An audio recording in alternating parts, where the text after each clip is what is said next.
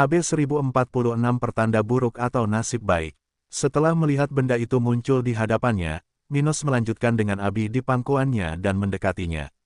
Peta itu tampak seperti selembar kertas hitam metalik dengan beberapa garis mengkilat, yang menunjukkan landmark, kota, dan lokasi sesuatu yang ditandai dengan X. Saat benda itu melayang di udara, anehnya memberikan perasaan tenang namun kuat. Abi penasaran dan menggerakkan tangannya untuk mengambil benda itu untuk Minos. Aduh, saat dia melakukan gerakan itu, dia menjerit kesakitan, merasakan ujung salah satu jarinya terpotong oleh benda itu, dengan setetes darah menetes di sana. Melihat ini, Minos mengerutkan kening dan melihat peta itu tiba-tiba bergetar dengan darah Abi di salah satu tepinya. Setelah mulai bersinar, kehilangan warna gelapnya, Minos merasakan ketakutan di dalam hatinya dan segera menggunakan cincin kerajaan tata ruang, bergegas menjauh dari tempat itu. Benar, ruang di sekelilingnya bergetar saat dia dengan cepat menghilang dari sana, diikuti oleh daging yang ringan. Setelah muncul di hutan besar di kerajaan tata ruang, Minos jatuh ke tanah dengan Abi di pelukannya, menatapnya dengan cemas. Abi, kamu baik-baik saja. Apa kamu merasakan sesuatu yang aneh? Dia bertanya sambil menatap mata birunya, dengan nada gugup dalam suaranya, khawatir tentang apa maksudnya. Namun Abi tetap seperti semula, hanya merasakan sedikit nyeri pada jari yang terpotong. Dia melihat tangan itu, melihat bahwa lukanya telah pulih kembali, dan kembali menatap Minos dengan wajah yang menenangkan. Sayangku, jangan khawatir, aku baik-baik saja. Abi mengatakan itu ketika tiba-tiba, peta yang sama seperti sebelumnya muncul di udara antara wajah Minos dan dadanya. Apa, bagaimana bisa? Minos berkata dengan heran, melihat benda yang kini berubah menjadi lembaran peta biasa, berwarna kekuningan seperti banyak peta lainnya yang pernah dia lihat sebelumnya. Bagaimana cara dia memasuki kerajaan tata ruang? Jangan bilang dia mengikuti kita. Dia bertanya-tanya dengan ketakutan. Namun saat dia khawatir, Abi merasakan perasaan aneh dan memutuskan untuk mengambil peta itu. Abi, sayangku, jangan khawatir. Menurutku itu bukan hal yang buruk. Sebaliknya, anehnya aku merasa terhubung dengannya sekarang dan berpikir peta itu akan membawa hal-hal baik bagi kita. Dia mengatakan ini dengan nada penuh kasih, merasa bahwa ini bukanlah pertanda buruk tetapi merupakan keberuntungan besar bagi mereka. Abi, bagaimana kamu bisa berkata seperti itu? Makhluk itu mengincarmu. Minos berkata dengan cemas karena Henricus Longus belum pernah melihat hal seperti itu pada masanya. Dan karena orang asing selalu memiliki potensi bahaya yang sangat besar, mau tak mau dia merasa khawatir. Sayangku, aku tahu ini aneh, tapi aku merasa tidak ada hal buruk yang akan terjadi.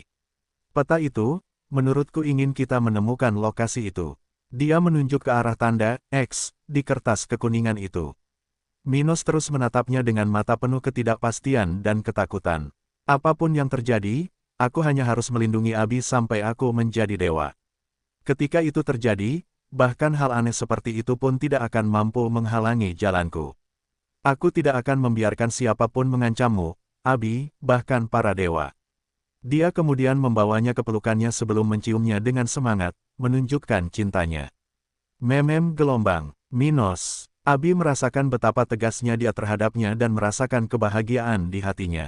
Tetapi pada saat yang sama, dia tidak bisa tidak menganggap suaminya itu lucu.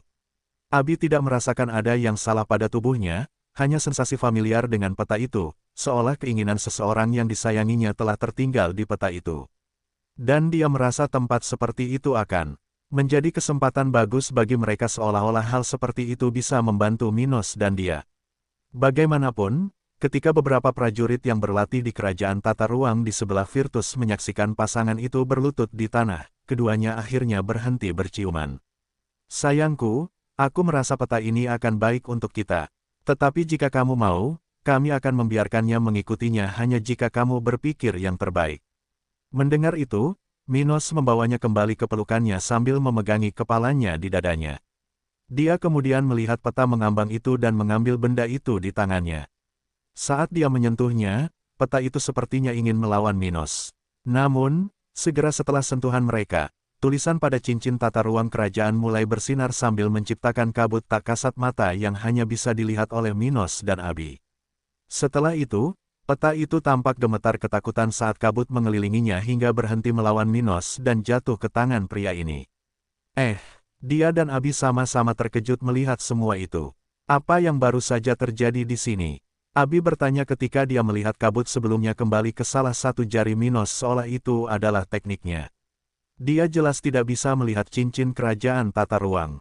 Sial, jika bukan karena dia mendapatkan koneksi ke peta itu, dia bahkan tidak akan melihat kabut sebelumnya. Karena itu, Abi mau tidak mau menanyakan hal itu karena dia sudah tahu hampir segalanya tentang Minos tetapi tidak tahu apa itu. Peta itu membuat cincin kerajaan tata ruang bereaksi. Menurutku peta itu memiliki niat buruk terhadapku, dan cincin itu memutuskan untuk bertindak. Minos berkata sambil meletakkan tangannya di peta itu. Dia segera merasakan sesuatu yang aneh ketika dia menyentuh peta itu seolah-olah benda itu telah kehilangan sebagian besar misterinya. Sudahlah, itu mungkin karena cincin kerajaan tata ruang mengancam benda ini. Dia kemudian memeriksanya hingga matanya melebar karena terkejut, karena dia segera mengidentifikasi lokasi yang terwakili di sana. Itu, Kekaisaran Blackbone. Dia teringat peta benua tengah pada masa Henricus Longus. Negara bagian ini berbatasan dengan sebelah barat Antias, negara asal dewa manusia pertama. Wilayah itu pasti berada di Kerajaan Ombak. Minos dengan cepat menghubungkan peta regional lama dan peta saat ini. Mungkinkah masih ada reruntuhan di wilayah ini? Bagaimana itu bisa terjadi? Begitu banyak waktu telah berlalu sejak berakhirnya masa eksplorasi. Tapi apakah masih ada jejak dari masa itu? Apakah itu hanya pengingat sejarah? Dia bertanya-tanya bagaimana peta itu mungkin tidak menghasilkan apa-apa, hanya sedikit sejarah lagi. Bagaimanapun, meskipun kemungkinan besar hal itu tidak akan menghasilkan apa-apa, dia memutuskan untuk tidak mengatakan apapun kepada Abi karena dia tidak ingin menghadapinya sekarang. Aku akan melihatnya ketika aku menjadi lebih kuat. Dia mengambil keputusan ketika Abi mengambil kertas itu dari tangannya untuk mengamati garis besar peta itu. Nama-nama itu aneh. Aku tidak tahu di mana itu. Dia menatapnya dengan ekspresi sedih di wajahnya. Bagaimana cara kita menemukannya di masa depan? Saat aku cukup kuat, aku akan membawamu ke sana. Dia berkata padanya tanpa berbohong. Oh, kilatan muncul di mata Abi saat dia mempraktikkan intuisi femininnya yang kuat. Berbicara seperti itu, sepertinya kamu sudah tahu kemana harus mencarinya, benarkah, sayangku? Minos memejamkan mata dan tersenyum, menyadari bahwa Abi telah belajar banyak tentang dirinya setelah hampir 1 dekade bersama. Aku tahu di mana tempatnya, tapi untuk saat ini, aku tidak ingin membicarakannya. Oke, dia terkekeh, tidak marah karena dia ingin menyimpan informasi itu. Tentu saja, sayangku, kami akan pergi. Ketika kamu sudah siap, jadi tidak ada bedanya apakah aku tahu di mana itu atau tidak. Kamu dan calon bayi kita adalah prioritasku. Dia kemudian mendekatkan wajahnya ke wajahnya dan menciumnya lagi. Bab 1047 Hasil Penjarahan. Setelah momen intim singkat Minos dan Abi, keduanya meninggalkan kerajaan tata ruang, kembali ke ruangan gelap dari sebelumnya. Mereka berdua masih memikirkan subjek peta itu, tetapi segera setelah berjalan keluar dari terowongan rahasia sebelumnya, mereka bertemu dengan Raja Salju dan mengesampingkannya. Melihat di halaman tempat patung Dewa Kematian sebelumnya berdiri juga terdapat Vivian, Grace, dan Maxwell, Minos merasa tidak butuh waktu lama bagi mereka untuk pergi. Jadi, kamu menemukan apa? Minos bertanya pada orang-orang itu sambil menurunkan wanitanya. Dan saat Abi merapikan rambutnya yang sedikit berantakan, mungkin membuat orang-orang itu salah paham, Maxwell melangkah maju dan mulai berbicara. Yang mulia, Nyonya, kelompok saya telah menghitung barang-barang yang dikumpulkan dari mayat orang-orang yang tinggal di sini bersama dengan Raja Spiritual yang dibunuh sebelumnya. Kami telah mengumpulkan 125 juta kristal tingkat rendah, 1.000 artefak tingkat rendah tingkat 2, dan 10.000 item tingkat 1. Dan selain lebih dari 1.000 salinan teknik tingkat biru dan 60 teknik tingkat hitam, tidak ada hal lain yang berharga di dalam mayat-mayat itu. Oh, lumayan, komentar Minos dengan suara rendah. Jumlah tersebut memang rendah jika dibandingkan dengan standar negara saat ini. Tapi karena kekayaan tempat ini seharusnya berada di tangan Raja Spiritual dan Kaisar Spiritual, Minos tahu bahwa dia belum mengetahui semua kekayaan yang tersisa di sini. Karena itu, dia tidak kecewa dengan apa yang dikumpulkan kelompok Maxwell. Grace kemudian berkomentar, Yang mulia, Nyonya, kami telah memastikan bahwa tidak ada seorang pun yang masih hidup, apalagi ada yang selamat yang melarikan diri dari sini. Anehnya, Tempat ini tidak memiliki jalan keluar alternatif, karena seluruh bagian bawah tanah tempat ini dibekukan dengan lapisan es yang tidak bisa dihancurkan. Begitu, Minos merenungkan fakta ini, mengingat bahwa meskipun tidak ada kerangka raksasa yang terkubur di tempat ini, ada makhluk tersegel di sana. Bagaimanapun juga, pegunungan salju yang tak berujung adalah segel yang hebat. Benda seperti itu bukanlah wilayah alami, melainkan wilayah yang dimanipulasi oleh para penggarap yang tak terhitung jumlahnya di masa lalu, yang telah berkeringat untuk membangun segel yang hebat untuk menjauhkan orang dari sisa-sisa makhluk itu. Oleh karena itu, hanya raja spiritual atau kaisar spiritual saja yang tidak bisa menggali terowongan pelarian di tengah pegunungan tersebut. Paling-paling, mereka bisa membangun sarana pelarian melalui atas, tapi tempat-tempat itu tidak menarik untuk dihindari. Oleh karena itu, pencambukan iblis menemui ajalnya tanpa ada peluang untuk melarikan diri. Setelah pacar Vivian berhenti berbicara, Raja Salju akhirnya mengambil giliran dan membicarakan sesuatu yang penting. Kami menemukan banyak hal di tempat ini, Yang Mulia. Pertama-tama, kami menemukan dokumen dengan nama semua sekutu Scourge of the Devil. Oh, Minos dan Abi membuka mulut karena terkejut, senang mengetahui informasi ini dari pihak mereka. Sekutu dari Scourge of the Devil belum tentu merupakan musuh mereka. Tetap saja, orang-orang seperti itu bukanlah orang-orang yang bisa dipercaya hingga mereka bisa mengabaikannya. Lagi pula, orang atau organisasi yang terkait dengan musuh Minos yang sudah mati ini biasanya memiliki karakteristik yang bermasalah. Misalnya, seperti keluarga Chambers, kekuatan yang terkait dengan Scourge of the Devil biasanya menggunakan dan mengeksploitasi perbudakan dan bertindak tidak terkendali terhadap yang paling lemah, menindas dan bertindak kejam. Tapi karena Minos sudah bersiap untuk mengumumkan peraturan baru di wilayah tersebut, termasuk larangan perbudakan, dia tidak bisa membiarkan kekuatan seperti itu menjadi liar. Sebagai seseorang yang menghargai ketertiban dan ingin aturannya dipatuhi, Minos sudah memikirkan organisasi tersebut. Dia tahu mereka ada dan perlu dikendalikan, tapi dia tidak memiliki informasi tentang siapa mereka sampai saat ini. Karena itu, setelah mendengar suara lama Adam, dia merasa senang, kini punya cara lain untuk menertibkan wilayahnya. Sangat bagus. Dia mengangguk dan menatap Abi, memberi isyarat agar dia mendapatkan informasi dari pria itu. Aku akan membiarkanmu memimpin masalah ini ketika kita kembali ke kota kering. Baiklah. Dia tersenyum padanya dan kemudian melihat ke arah Adam. Raja Snow, kirimkan daftar orang-orang dan organisasi yang terlibat dengan pencambukan iblis ke keluarga kerajaan regional lainnya. Saya ingin mereka masing-masing menyelidiki organisasi dan orang-orang di negara bagian mereka dan mengirimkan laporan akhir mereka ke kota kering. Saya akan memberikan perintah mengenai masalah ini ketika Minos dan saya kembali ke kota kering. Baiklah, Bu. Orang tua itu menerima perintah dari Abi tanpa kesulitan, berpikir adil bahwa setidaknya ratu itu tidak begitu tidak hormat padanya dengan memanggilnya dengan nama depannya. Adam lalu kembali menatap Minos dan berkata, "Yah, melanjutkan tentang apa yang kelompokku temukan." Mereka kemudian melanjutkan pembicaraan tentang operasi hari ini, setelah membicarakan beberapa tokoh dari pertempuran sebelumnya dan penemuan lain mengenai cambuk iblis. Misalnya, fakta aneh bahwa organisasi ini telah bermitra dengan bajak laut segitiga darah untuk membantu mereka menemukan item. Karena itu, Minos dan Abi sangat terkejut karena mereka berdua tahu ada kemungkinan besar item tersebut adalah peta yang diambil Minos dari cincin spasial Darel Silva. Dan mengingat betapa tertariknya kelompok dari Kekaisaran Evergreen terhadap barang seperti itu, mau tidak mau mereka menyimpulkan bahwa benda seperti itu pasti sangat berharga. Bagaimanapun, kelompok Dataran Hitam yang mengejar bajak laut dan bandit regional sudah mencari orang-orang yang bisa memastikan keraguan mereka. Jadi, pasangan ini tidak terlalu mementingkan masalah tersebut saat ini, karena baru saja melepaskan rombongan raja tersebut untuk kembali dari mana mereka datang.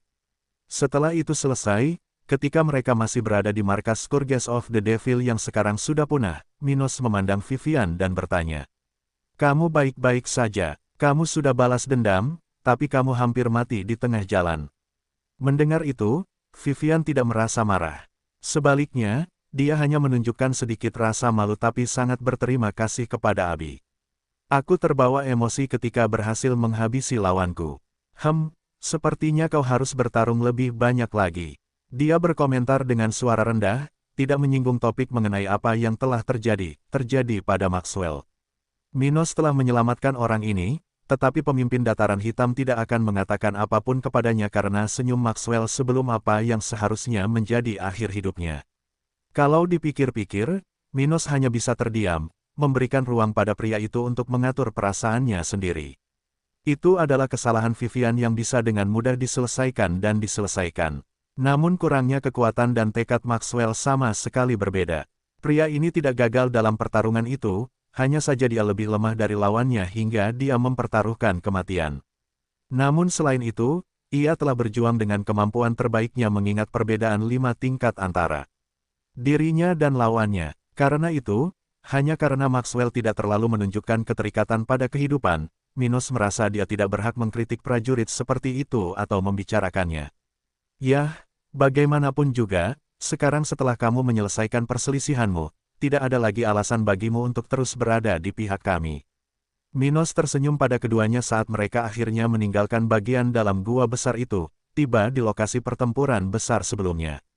Kembalilah ke dataran hitam dan jalankan tugasmu. Ada banyak hal yang perlu dilakukan di tempat itu, dan kami tidak punya waktu untuk menunda di pihakmu. Ya, Yang Mulia, Grace dan Maxwell berkata dengan keras, dengan cepat menuju ke arah ular berbulu yang berdiri di sana. Sekarang Minos dan Abi akan melanjutkan perjalanan ini sendirian, mereka akan melakukan perjalanan bersama Maida, tunggangan resmi Raja Stuart. Adapun ular berbulu itu, ia datang ke sana hanya untuk membantu kelompok ini melakukan perjalanan lebih cepat, tapi itu bukanlah tunggangan Minos, meskipun ia merasa terhormat bisa ditunggangi olehnya. Dengan itu, ketiga orang itu segera berangkat dari wilayah itu menuju barat daya. Adapun Minos dan Abi, pria ini menggunakan susunan yang ditinggalkan oleh Henricus Longus di kerajaan tata ruang untuk menutup pintu masuk ke gunung itu, menutup tempat itu bagi penonton yang penasaran. Setelah itu, dia dan Abi meninggalkan wilayah itu dengan menunggangi Maida sambil menghitung penghasilannya dari cincin banyak musuh yang terbunuh sebelumnya bab 1048 kebahagiaan regional. Setelah mengumpulkan barang-barang dari markas Scourge of the Devil, Minos membagikan sebagian darinya kepada pasukan kerajaan salju. Tapi ini bukanlah sesuatu yang berarti bagi orang-orang itu, hanya menjadi hadiah hiburan, atau lebih tepatnya sebuah medali atas jasa baik yang telah mereka ikuti. Selain 25 juta kristal tingkat rendah, Minos memberi Raja Snow semua kristal kelas 1 item, karena dia tidak lagi tertarik dengan artefak dengan peringkat itu. Artefak tingkat 1 bahkan mungkin berguna bagi pertumbuhan populasi dataran hitam. Namun, mereka tidak akan membuat banyak perbedaan dalam gambaran besarnya. Sebaliknya, meskipun ia adalah pemimpin daerah dan tidak berhutang apapun kepada siapapun, namun tidak baik jika ia tidak memberikan apapun kepada rakyatnya. Paling tidak, pekerjaan mereka perlu diakui sampai tingkat tertentu, meskipun banyak dari mereka yang berpartisipasi dalam pertempuran sebelumnya atas kemauan mereka sendiri. Karena itu, Minos telah membuang sebagian kecil dari penghasilannya. Namun, dia tetap mempertahankan bagian penting, yang diandalkan saat ini. Duduk di punggung Maida bersama Abi, pria dengan wanita di pangkuannya itu terus memegang erat pinggangnya dengan salah satu tangannya sementara tangan lainnya memanipulasi cincin musuh. Dan tak lama kemudian, dia tersenyum, puas dengan kekayaan yang dia kumpulkan dalam perjalanan kecilnya ini. Pembunuh Scourge of the Devil benar-benar kaya. Dia berkomentar di telinga kiri Abi, menarik perhatiannya. Oh, apa yang kita dapatkan dari orang-orang itu? Dia melihat ke belakang, 1,2 juta kristal tingkat menengah dan 521 juta kristal tingkat rendah.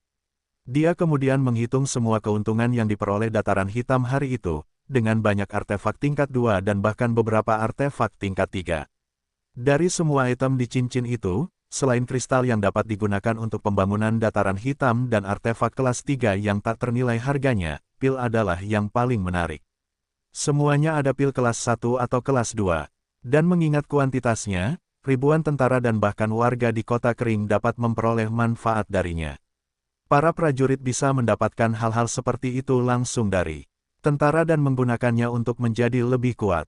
Sedangkan untuk populasinya, warga dataran hitam dapat membeli beberapa pil ini, menghasilkan uang untuk pemerintah, dan bahkan menjadi lebih kuat. Itu sempurna. Dengan itu, Minos senang dengan penghasilan hari ini. Dan mengingat dia telah selesai menyingkirkan musuh ayahnya dan melenyapkan perlawanan terakhir terhadapnya di wilayah ini, dia merasa benar-benar berhasil. Minos suka berkelahi. Itu benar. Dan ketika dia bertarung, dia bisa menjadi brutal dengan sangat cepat. Itu adalah gaya bertarungnya. Tapi dia lebih memilih perdamaian. Dia lebih suka berada di kota kering untuk memerintah wilayahnya, menyaksikan organisasinya dan orang-orang terdekatnya menjadi lebih besar. Itu benar-benar memuaskannya. Oleh karena itu, setelah dia mencapai titik ini, dia akhirnya bisa lebih rileks, menjalani hidupnya dan tumbuh dalam damai setidaknya selama beberapa tahun. Musuh-musuh kekaisaran akan terus datang mengganggunya. Dia tahu itu, tapi dengan kekuatannya yang semakin signifikan setiap hari, baginya dan dataran hitam ini tidak lebih dari pelatihan berkala. Dengan itu, dia sudah membayangkan kembali ke kota kering di samping Abi, melangsungkan pernikahan mereka, dan kemudian menjalani kehidupan yang telah dia perjuangkan untuk dicapai. Dan Abi merasakan kebahagiaan saat dia menekan tubuhnya. Apakah kamu bersemangat lagi, sayangku? Dia tersenyum sambil menoleh ke belakang, senang karena dia dan Minos akhirnya sendirian. Hehe, nanti kalau kita berhenti, ayo bersenang-senang. Oh, kedengarannya bagus. Dia memikirkan sesuatu dan tertawa anggun dengan wajah memerah. Sisa perjalanan ini akan seperti awal bulan madu. Hehehe, bisa dibilang begitu. Selagi kedua manusia itu melakukan perjalanan ke kerajaan akhir, 3 minggu telah berlalu. Pada periode itu, Adam Snow telah kembali ke ibu kotanya bersama banyak raja spiritual yang telah berpartisipasi dalam pemusnahan cambuk iblis. Setelah melaksanakan semua perintah Minos, pria itu tidak membuang waktu untuk menyebarkan berita ke wilayah bahwa pencambukan iblis akhirnya menemui ajalnya. Organisasi semacam ini telah meneror wilayah tersebut selama ratusan ribu tahun dan merupakan variabel kompleks yang harus dihadapi, mampu menakuti pihak yang paling berkuasa di wilayah tersebut. Dengan ketakutan dan rasa hormat yang ditanamkan oleh kekuatan tersebut di benak sekitar 2 miliar orang, berita seperti itu hampir sama pentingnya dan mengejutkannya dengan kemerdekaan dataran hitam. Kemerdekaan negara bagian Minos jelas jauh lebih penting dalam hal dampak praktisnya. Namun simbolisme berakhirnya organisasi yang memiliki sejarah yang menyatu dengan sejarah kawasan itu sendiri tidak dapat diabaikan.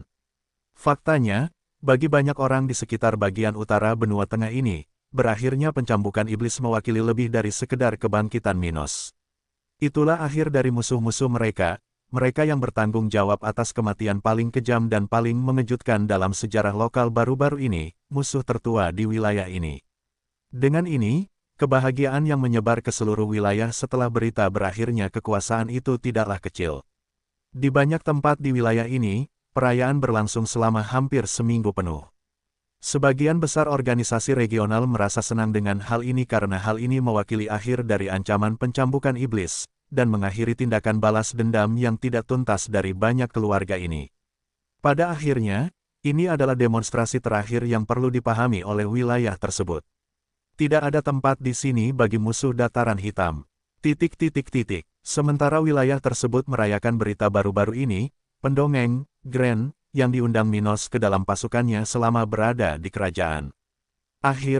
Akhirnya tiba di kota kering. Setelah bertemu dengannya beberapa bulan yang lalu, orang tersebut telah mempertimbangkan tawaran Minos dan mengikuti berita regional. Setelah mengetahui sendiri siapa Minos, dia hampir menyerah pada tawaran pria itu karena seseorang dari wilayah itu mungkin tidak memiliki apa yang diperlukan untuk membantunya. Tapi Gren berubah pikiran ketika tenggat waktu yang diberikan oleh Minos telah berakhir, dan bawahannya muncul di kota tempat orang tersebut tinggal. Dia memutuskan untuk melanjutkan usulan itu. Meskipun Minos tidak memiliki masa depan yang menjanjikan, dialah satu-satunya orang yang percaya pada ide orang ini. Di sisi lain, meski dia tidak memiliki banyak potensi, Raja Stuart yang sekarang setidaknya adalah orang paling berpengaruh di wilayah ini.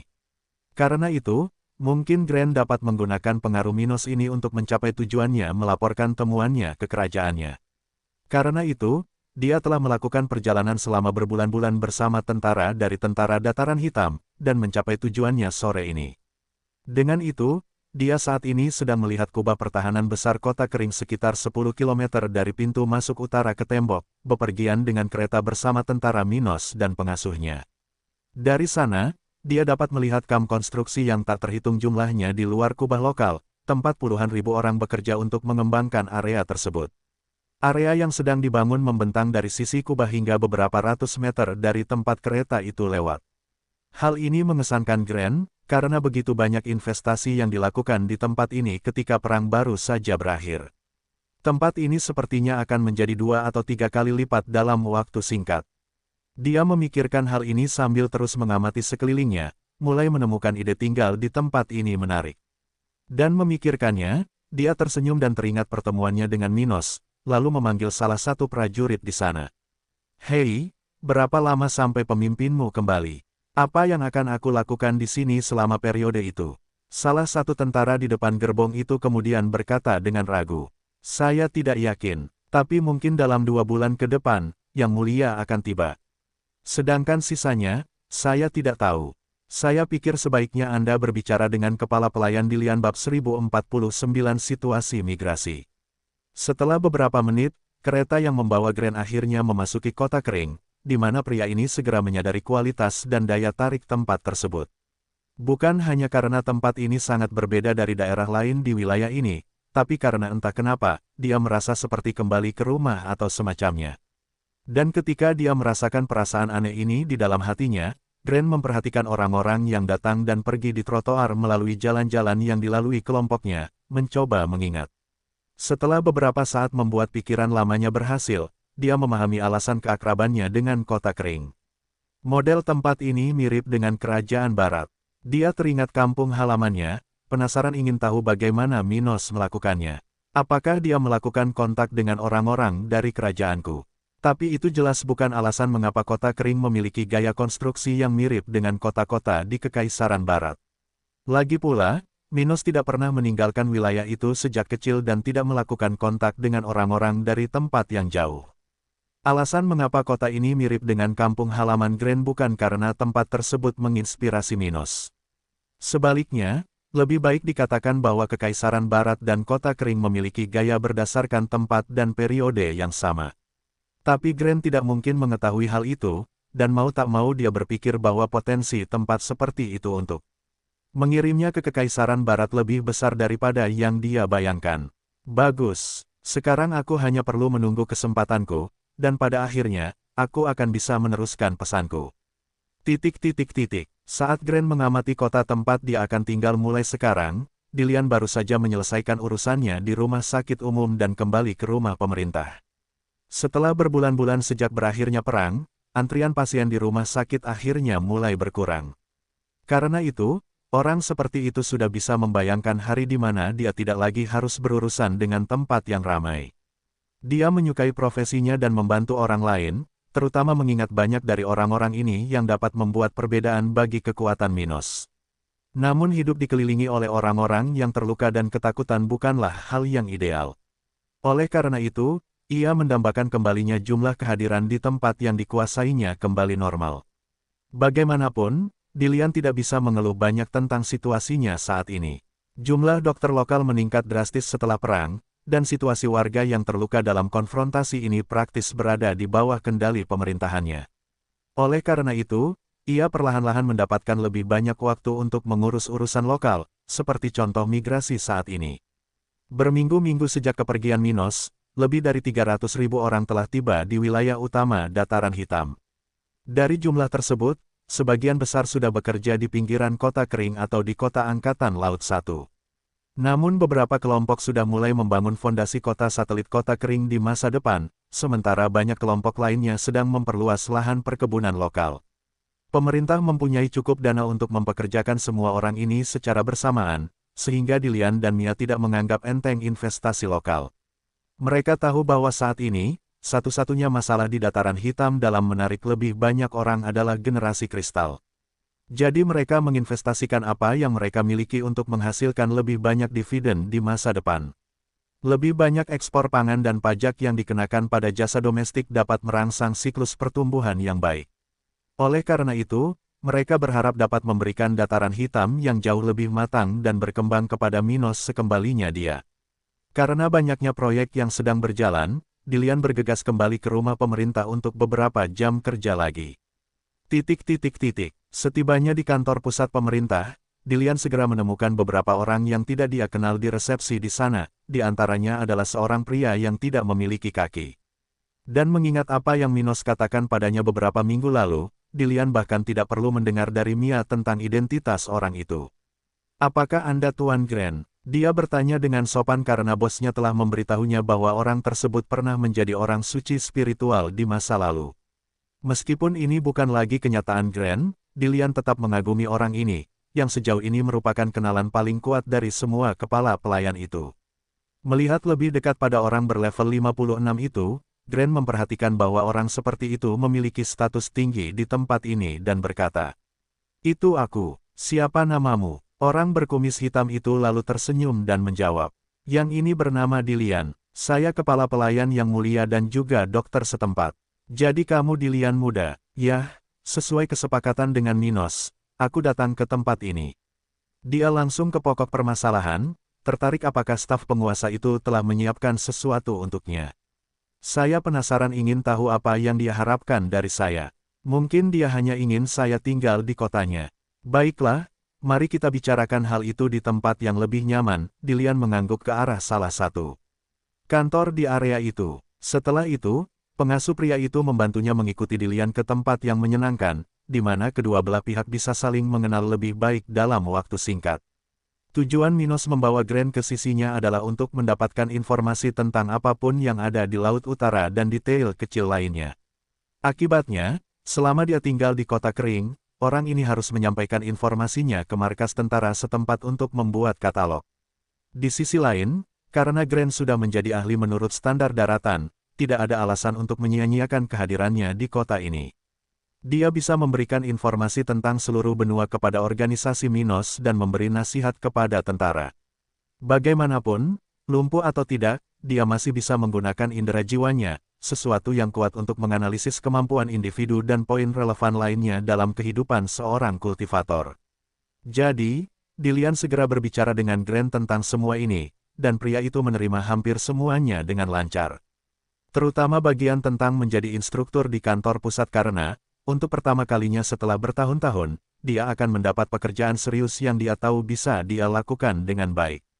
Dan dengan tujuan dalam hatinya, pria itu meninggalkan kursi pemerintahan negara bagian ini dengan puas dengan pilihannya, pergi ke tempat yang disiapkan untuknya oleh staf Minos di sebuah hotel lokal.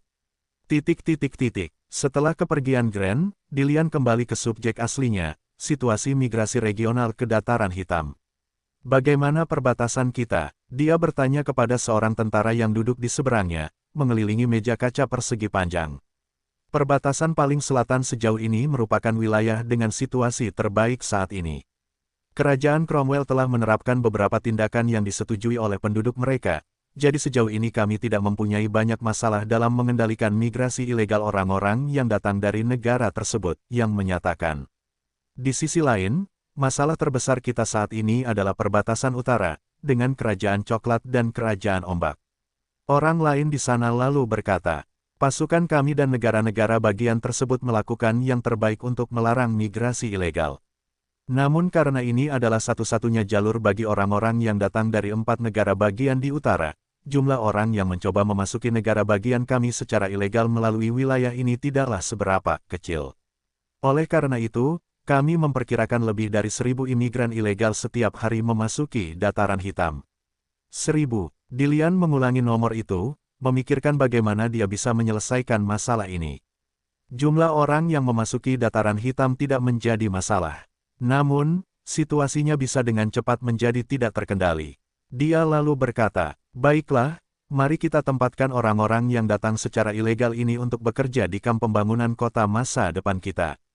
Karena mereka sudah ada di sini, sebaiknya kita mengatur situasi mereka dan mempekerjakan mereka. Tetapi mari kita membuat majalah regional menerbitkan berita bahwa imigran ilegal yang tiba di Dataran Hitam dideportasi dan kehilangan hak mereka untuk kembali ke negara bagian kita. Pada saat yang sama, kami akan memasang iklan yang mengatakan bahwa siapapun yang berimigrasi secara ilegal ke sini akan segera kehilangan hak yang dinikmati warga kota kering. Misalnya, hak untuk bersaing memperebutkan lowongan tentara. AB 1050 kembali ke kerajaan akhir. Setelah berminggu-minggu bepergian tanpa ada orang lain yang menghalangi mereka, Minos dan Abi akhirnya mencapai sekitar ibu kota kerajaan akhir. Namun, saat mereka melakukan perjalanan dari kerajaan salju, keduanya pertama kali berhenti di kota tepi laut di bagian paling utara. Kerajaan akhir sebelum berhenti di Mirabella. Tempat ini hanya berjarak 1 hari perjalanan dari ibu kota negara bagian itu, dan mengingat mereka akan tinggal beberapa hari ke depan di keluarga Charlene, mereka berdua memanfaatkan kesempatan itu untuk singgah di sana dan menikmati 1 hari lagi sendirian. Sejauh ini, perjalanan tersebut menyenangkan, dengan keduanya semakin mengintensifkan upaya mereka untuk hamil, sesuatu yang telah mereka lakukan berkali-kali saat berhenti untuk beristirahat. Selain itu, mereka tidak mengalami masalah selama perjalanan, tidak ada binatang atau manusia yang menghalangi mereka. Karena betapa terkenalnya Minos dan, tentu saja, wanitanya, mereka berhasil melakukan perjalanan keliling wilayah tanpa membuang waktu untuk membunuh. Oleh karena itu, meski hanya singgah sebentar di setiap pemberhentian, mereka berdua bersenang-senang bersama, mencicipi masakan di berbagai kota yang mereka lewati. Selain itu, mereka berdua telah berlatih keras, dengan Abi telah naik ke level 54 sementara Minos hampir mencapai level 55. Bagaimanapun, mereka terus mengikuti berita regional melalui burung gagak yang dikirim dari markas besar tentara dataran hitam. Keduanya puas dengan cara orang-orangnya mengurus segala sesuatunya di kota kering. Di sebuah hotel di tepi pantai di kota tempat pasangan paling penting di kawasan itu menginap, jendela kamar utama di sana terbuka, memberi angin malam yang menyenangkan. Tirai berstandar tinggi di ruangan itu berayun lembut dengan angin menyenangkan yang masuk melalui jendela yang terbuka, mendinginkan panas yang menyengat di dalam ruangan saat ini. Dari tempat itu, suara derit kayu dan rintihan surgawi telah menyebar di sekitar selama 45 menit terakhir, sementara panas yang hebat dari kedua benda yang bersatu meningkatkan suhu di sekitar. Ketika setiap jengkal tubuh mereka basah kuyup oleh keringat dan suara nafas terdengar, pasangan itu mencapai klimaksnya untuk terakhir kalinya, mulai menikmati angin tanpa terganggu oleh hal lain. Ah gelombang, oh gelombang, Minos membuka mulutnya dan mengeluarkan suara itu sambil berbaring miring di tempat tidur besar itu, dengan salah satu tangannya memeluk pinggang Abi dan tangan lainnya memegang paha kirinya. Sementara itu, Abi berada di depan Minos, merasakan salah satu kakinya ditopang oleh tangan kirinya, keduanya masih terhubung, sementara dia memperhatikannya dan dia mengamatinya. Keduanya berciuman beberapa saat hingga tongkat Minos terlepas dari bunga basah Abi, membiarkan cairan menetes dari bagian dirinya itu. Ah gelombang, Abi mengeluarkan sedikit suara saat dia melepaskan bibirnya dari bibir Minos, segera membentuk segel kecil di bagian tubuhnya itu. Hah, sekarang kita bisa istirahat sebentar. Hah, ucapnya sambil tersenyum sambil merilekskan punggungnya di ranjang itu, merasakan suaminya menyelimutinya. Kurasa kita punya waktu sampai besok sampai kita bisa mencoba lagi. Oh, aku tidak tahu apakah aku bisa menunggu selama itu, sayang. Minos tersenyum nakal sambil mengusap salah satu tangannya ke tangan wanitanya, perut yang sempurna. Dia menatapnya sambil tersenyum dan berkata dengan nada berbisik. Kita bisa mencoba, kembali ke sana, sebelum kita tidur. Oh, hehe, aku sedang memikirkan hal itu. Dia berdiri setelah mengatakan itu, berdiri berhadapan dengan jendela itu, menyamping ke Abi. Melihat langit berbintang, Minos teringat sesuatu dan bertanya pada Abi, ada tempat menarik di kota ini. Apakah kamu ingin melihatnya? Kita bisa makan malam dalam perjalanan pulang dan mengisi kembali energi kita untuk nanti. Mendengar ide bagus itu, Abi merasakan kekuatannya kembali terkendali dan segera bangkit dari sana, senang karena suaminya mengusulkan hal seperti itu. Abi tentu saja mencintai Minos dan ingin bersamanya. Namun ini bukan hanya di momen mesra seperti yang baru saja mereka selesaikan. Dia juga ingin melihat tempat-tempat baru bersamanya dan dilihat di sampingnya oleh orang lain. Jadi, dengan pria itu yang selalu bertekad untuk memimpin, menjadi dominan tidak hanya di ranjang tetapi juga selalu mengusulkan apa yang harus mereka lakukan, dia merasa luar biasa berada di sisinya, meskipun mereka telah bersama selama hampir 10 tahun. Jangka waktu tersebut sangat singkat jika dibandingkan dengan harapan hidup mereka. Namun mengingat usia mereka saat itu sudah hampir separuh, periode seperti itu tidak bisa diremehkan. Mempertimbangkan hal ini, Abi yang tersenyum segera mendorong suaminya ke kamar mandi bersamanya, dengan cepat menghilangkan bau seks dari tubuh mereka dan berpakaian untuk jalan-jalan. Dia mengenakan gaun yang indah, sensual tetapi tidak sampai memperlihatkan lebih dari yang seharusnya. Sedangkan untuknya, Minos mengenakan pakaian berstandar tinggi, yang menurutnya pas di tubuhnya dan sangat dihargai oleh wanita. Dengan cara ini, pasangan yang menakjubkan dan berkuasa segera meninggalkan kamar hotel itu, menuju jalan-jalan sore di pantai.